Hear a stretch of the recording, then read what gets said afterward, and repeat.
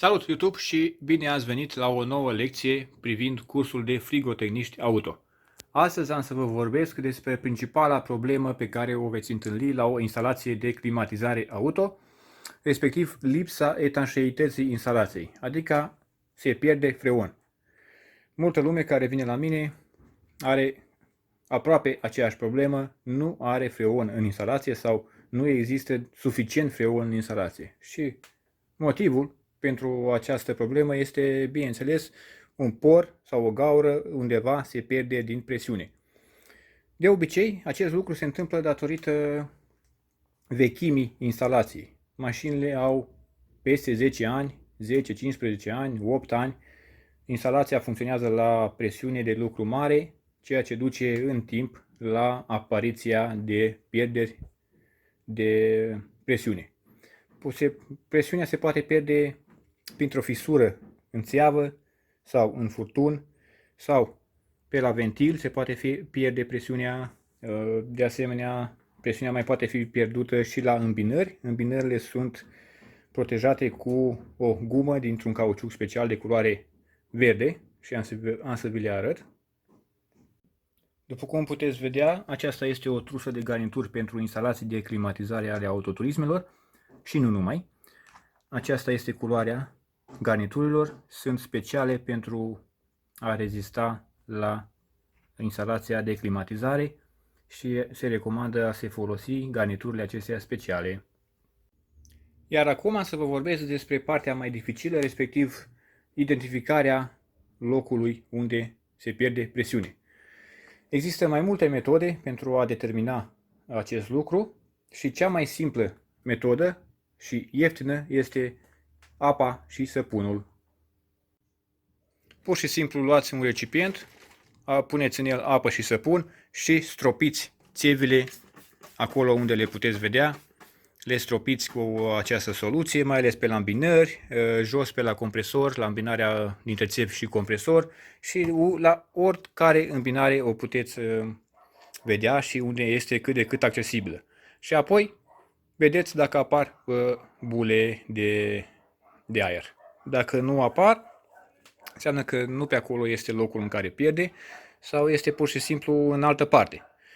Ca un sfat, vă recomand să porniți motorul și să porniți instalația de aer condiționat și să stropiți cu apă și săpun atunci, pentru că în momentul în care funcționează instalația, presiunea este mai mare pe instalație și sunt șanse mai mari de a descoperi o eventuală pierdere de presiune. Acum am să vă arăt o altă metodă de a detecta pierderile de freon folosind un detector de agent refrigerant. Acesta funcționează pentru mai multe tipuri de agenți refrigeranți. Este electronic, funcționează pe baterii, dar din păcate acesta care l-am eu este o chinezărie care nu te poți baza pe ea. Unul bun de calitate poate să coste chiar și peste 1000 de lei. Acesta a fost cumpărat de pe eBay cu poate 80 de lei. Dar am să vă arăt totuși principiul de funcționare. După cum vedeți, vedea, este nou, că nu l-am folosit, nu prea m-aș baza pe el. El se folosește în felul următor. Se pornește senzorul și se aude un semnal. Iar atunci în vârful când detectează freonul, semnalul începe să fie din ce în ce mai ascuțit. Ia să facem o probă așa. Dacă îl bag în acel port,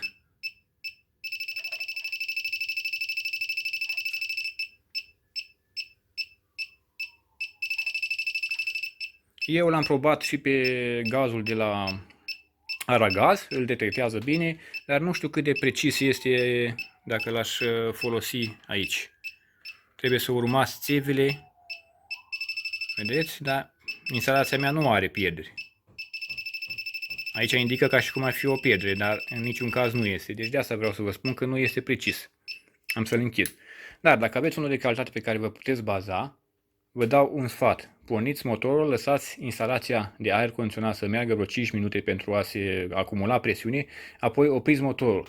Pentru că când porniți motorul și va merge ventilatorul de pe radiator, va produce un curent de aer suficient de mare încât să sufle eventuala pierdere de freon, să sufle freonul de pe țeavă și să nu-l mai detectați în mod eficient cu acest detector digital de freon. Deci porniți motorul, porniți instalația de aer condiționat, lăsați-o să meargă 5 minute, apoi opriți motorul și implicit instalația de aer condiționat, iar abia apoi verificați țevile și îmbinările cu acest detector digital de freon. Să vă mai arăt o dată, îl porniți și dacă îl îndreptați spre locul cu pricina,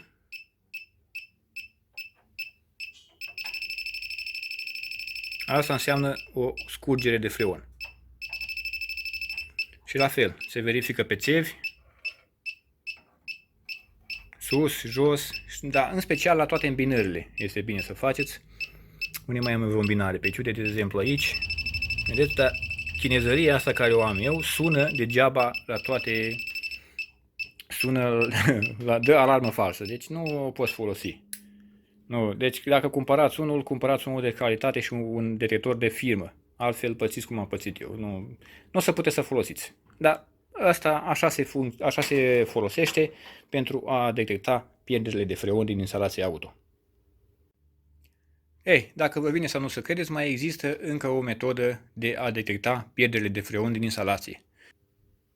După părerea mea, această metodă este cea mai eficientă și cel mai ușor de folosit. Implică folosirea unei substanțe speciale ultraviolete. După cum puteți vedea aici, asta este cumpărată din aditivul din Italia, cred. Aceasta este de fapt un ulei special care, odată introdus în instalația de climatizare a autoturismului, pătează uleiul din instalație. Iar atunci când avem o pierdere și se pierde și puțin ulei, uleiul fiind deja pătat cu această substanță specială, va păta țeava pe unde iese uleiul și zona de împrejurul țevii. Iar când veți da cu o lanternă de asemenea UV, am aici una, veți da așa pe țeavă, este bine dacă se folosește în întuneric pentru a detecta pierderile mai eficient. Vedeți acolo cum se vede aici? Cam așa ceva, vedeți? Aici se vede substanța pentru că am pus eu cuplele mele care am mai folosit substanța și a rămas murdar aici. Deci cam așa verificați pe țevi, vă uitați pe țevi, vă uitați la îmbinări, vă uitați jos, vă uitați peste tot și unde vedeți că este fosforescent, unde este zona fosforescentă, înseamnă că acolo este pierderea de freon. Ei, substanța asta se introduce în instalația auto, puteți să o introduceți folosind furtunul galben de la bateria de manometre. Deșurubați furtunul și turnați substanța direct în furtun. Aici puteți să măsurați 5 ml, 10 ml, desfaceți capacul, apăsați pe bidon și substanța va curge pe aici și se va umple în orificiul ăsta sus. Se va umple până la 5 până la 10 ml. Eu foloseam puțin peste 5 ml, dar nu 10. Și desfaceți furtunul de aici.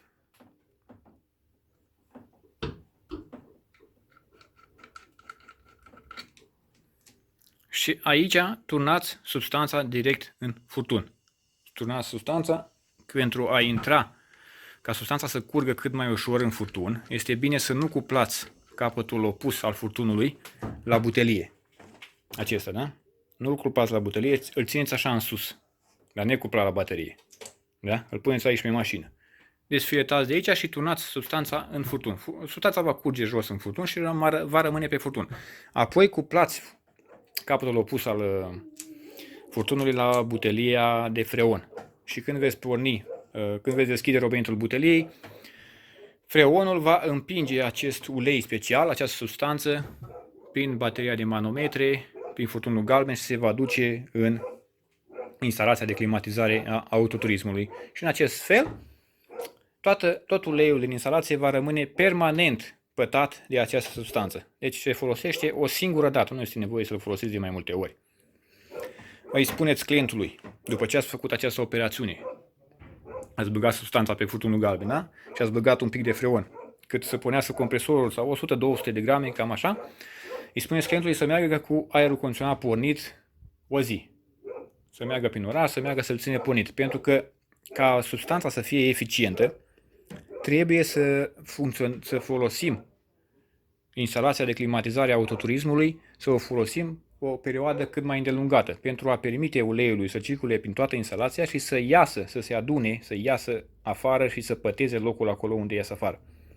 Altfel, dacă noi punem substanța și el nu merge cu mașina deloc, nu o să vedem pe unde pierde. Substanța trebuie să circule mai mult timp prin toată instalația de climatizare a autoturismului. Și abia apoi va ieși, dacă este un por mic, vă dați seama că durează chiar și mai multe zile până când se poate vedea unde este locul cu pricina unde scapă presiune. Și apoi, după aia, chemați clientul, v-am spus, noaptea este cel mai bine, dați cu lanterna, vă uitați peste tot, ia să vedem ce avem aici, pe țevi, aici, prin față, dați scutul jos, vă uitați cu lanterna, vedeți, ea pătează peste tot, da? Hai să vă arăt cum arată, de fapt, o zonă pătată de această substanță. Am aici cutia în care au venit manometrele și eu tot le-am pus în cutie, s-a pătat sigur de substanță. După cum se vede cu ochiul liber, nu puteți vedea nimic, dar dacă aprind lanterna, ia uitați-vă.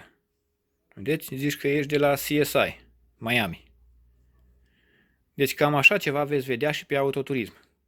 Vedeți? Locul în care iese substanța este pătat cu totul, da?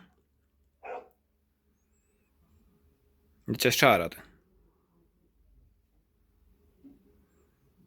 Cu ochiul liber nu se vede. Vedeți?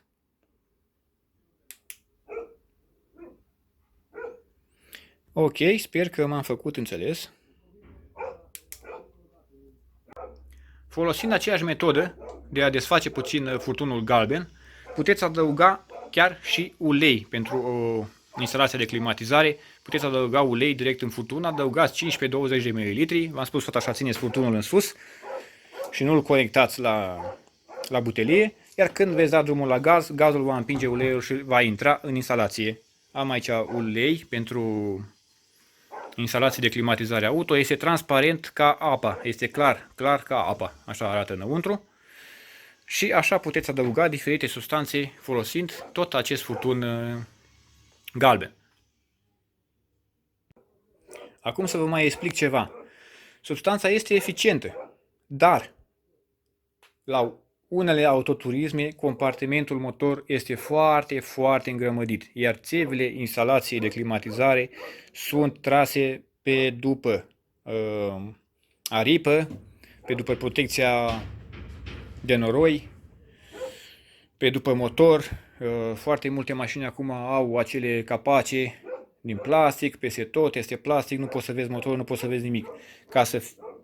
Ca să folosești această substanță, trebuie să vezi întreg traseul frigorific. Dacă nu vezi țeava, nu vezi unde este pierderea de freon. Eu am încercat în primul an, așa, am băgat-o pe la câțiva așa, dar până la urmă m-am lansat pe gubaj de asta și cutia este plină. Acum am cumpărat-o, nu prea am mai folosit-o. Am rămas doar cu substanța. Pentru că de multe ori nu vedeam unde pierde. Ca să vezi unde pierde, trebuie multă muncă. Trebuie să dai jos de pe mașină, de pe la motor ce se poate da jos, trebuie dat scutul jos, trebuie dată bara jos, ca să vezi radiatorul de climă din față. Poate să fie pierderea chiar și între cele două radiatoare, asta am văzut la un prieten, el și-a dat singur jos radiatorul și am văzut acolo că era murdar de substanță. Deci este ceva de muncă pentru a descoperi unde este pierderea de freon. Muncă pe care, dacă clientul dumneavoastră o plătește, o să o faceți. Dacă nu, asta e. Dacă ați încercat tot ce este omenește posibil și tot nu ați detectat pierderea de freon, sunt în comerț, am mai văzut și eu pe YouTube, sunt niște substanțe speciale care, bineînțeles, tot pe furtun se adaugă, exact ca uleiul sau substanța de contrast sau substanța UV, se adaugă tot pe furtun și acele substanțe promit că vor înfunda, vor acoperi eventualele găuri mici din instalația de climatizare. Cred că principiul e la fel cum sunt substanțe care le bagi în antigel, în capacul de antigel acolo, pentru a înfunda o mică gaură din radiator sau de undeva din instalație. Pe aceeași principiu ar funcționa și substanțele acestea care le bagi în instalația de climatizare și înfundă porii. Adică acum sunt păreri împărțite că ar distruge compresorul, că ar înfunda condensatorul din față sau vaporizatorul din bord. Acum eu n-am încercat și nu știu ce să spun despre asta. Depinde, poate am să încerc o dată cu ceva astfel de substanțe care promit înfundarea găurilor mici din instalație. Dar încă nu am încercat și nici nu știu, nu am verificat piața dacă sunt pe la noi sau nu. Deci, după cum ați putut observa din acest videoclip, detectarea pierderilor de freon nu este chiar așa ușoară. Dacă o să încercați, să vedeți că nu este ușor. De mai depinde și de norocul fiecăruia. Am fost la cineva care i-a băgat substanță de contrast și s-a văzut imediat la compresor. De la compresor, unde intră furtunele în compresor, acolo era pierderea și tot scutul era fosforescent când dădeam cu lanterna. Și am văzut că acolo este pierdere. Dar am mai băgat și la alții și nu am văzut nimic nicăieri. Am dat și scutul jos, m-am uitat peste tot, chiar și bara am dat-o jos, m-am uitat, nu se vedea nicăieri. Desigur, se mai poate pierde la vaporizatorul din bordul autoturismului și acolo nu ai cum să vezi niciodată această substanță. Deci nu este 100%. Dar cine vrea să încerce, poate să încerce. Cam astea sunt metodele pentru a detecta pierderile de etanșeitate din instalațiile de climatizare auto. Dacă am ratat vreo una sau mai fie altceva, altă metodă, puteți să o lăsați în comentarii, nicio problemă. Așa că acest clip se va încheia aici. Dacă vă plac videoclipurile mele, puteți să vă abonați la canalul meu, iar eu o să vă doresc o zi bună!